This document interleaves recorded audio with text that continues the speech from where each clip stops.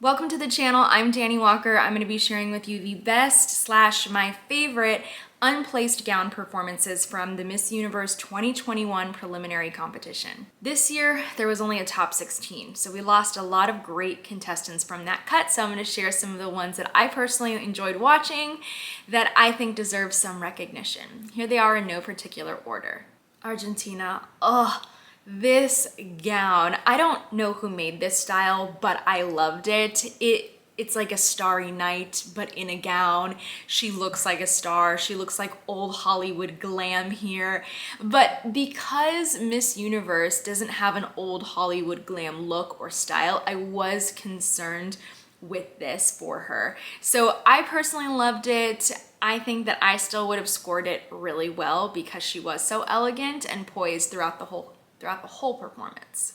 Peru is gorgeous, but one thing that I'm noticing here is when we see fair-skinned contestants with a red lip and dark hair at Miss Universe, it does not seem to do very well. Maybe it's looking very different to the judges from their perspective. Maybe that hair and makeup style is not doing it for them.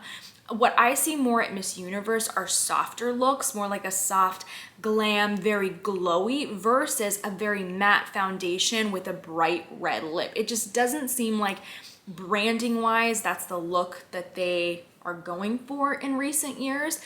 Now, that aside, I want to say Peru is beautiful. The gown, amazing on her. She had two incredible gowns. She had a great one that she wore to finals, but would have competed in. And I actually featured that one in a separate episode that was all about the gowns you didn't get to see at the finals.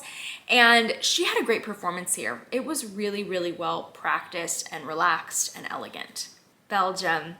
All right, I'm biased towards Belgium. She was one of my favorites before prelims, so let's just get that out there. But regardless, I loved her in this gown. My one complaint, which I talked about in another recap, was the side of the gown. There's some gapping right here, and I think that that needed to be taken in just like this because I thought that that drew the attention to the sides of the dress versus her face.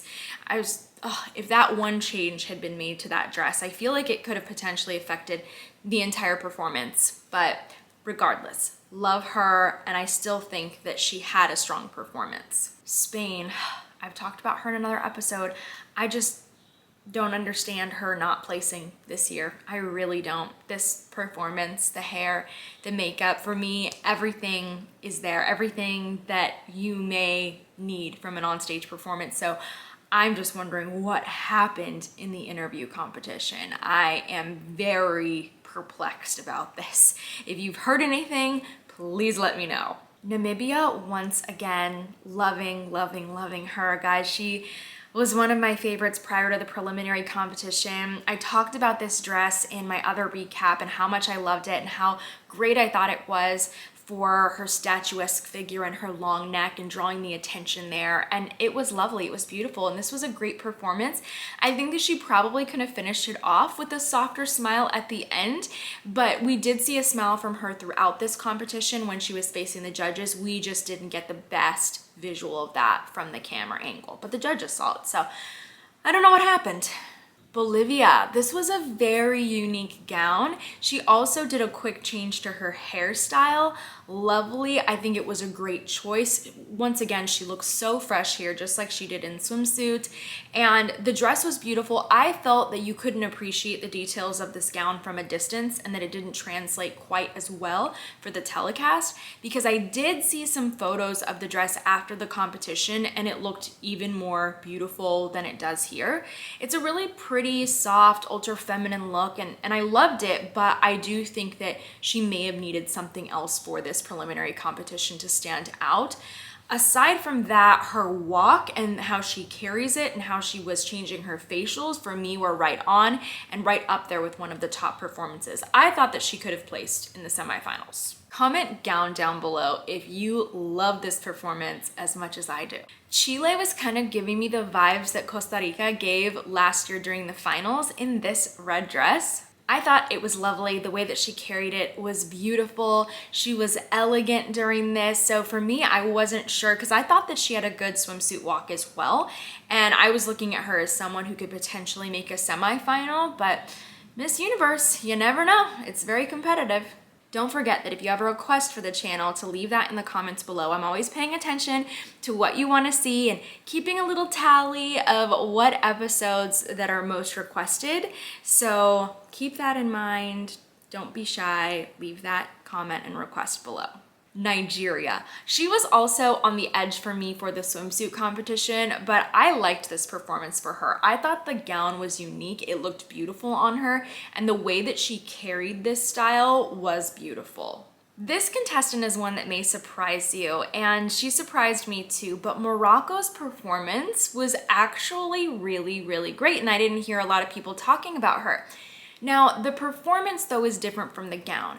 And I ended up seeing, as I was scrolling through all the Miss Universe coverage, a photo of this gown somewhere on social media, and it was a picture of the dress when she was backstage. And the dress looked so different up close, worlds apart. It was beautiful when I saw it up close.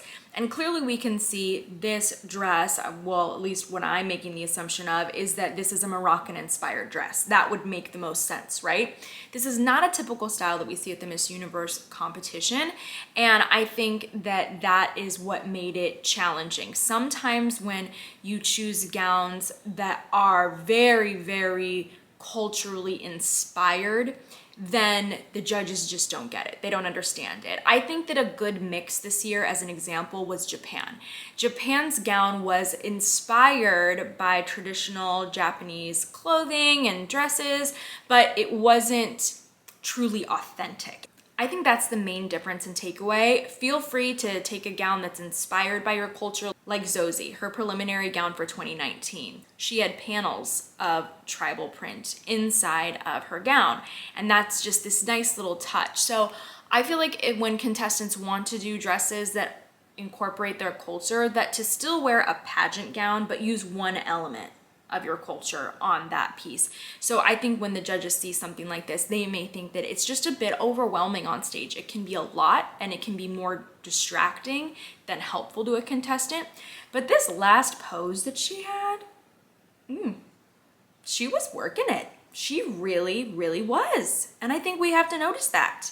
If you're watching this episode because you're a pageant contestant and you want to learn more about pageants, how to win your dream title, and how to improve for your next competition, then sign up for my free pageant prep course. This is a great outline for how you can prepare in an organized way for your next competition. Equatorial Guinea was giving me these royal princess vibes in the style of this gown. I thought it was beautiful. The color looked great on her. She actually sort of reminds me of Deshauna Barber a bit. I thought that she was so beautiful in this, and I was really drawn to her throughout the entire competition. And the thing about this performance, though, that I think could have taken it to that next level for her was having a little bit more fun with it. She looked like she just needed to exhale through this performance. Exhale, be relaxed, have fun. So a little bit more of a smile for this, I think, could have potentially taken this to the next level because she is so gorgeous.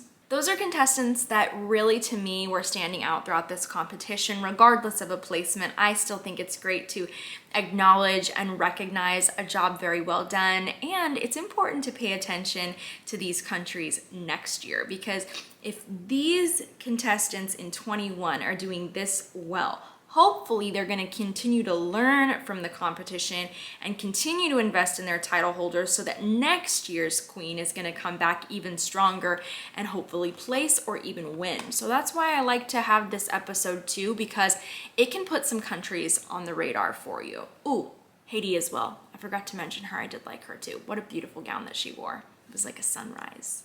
Thank you so much for tuning into this episode. Remember, if you have those requests, leave them in the comments below so that I know what you want to see next on the channel. I hope you enjoyed this one and that you will come back for lots more.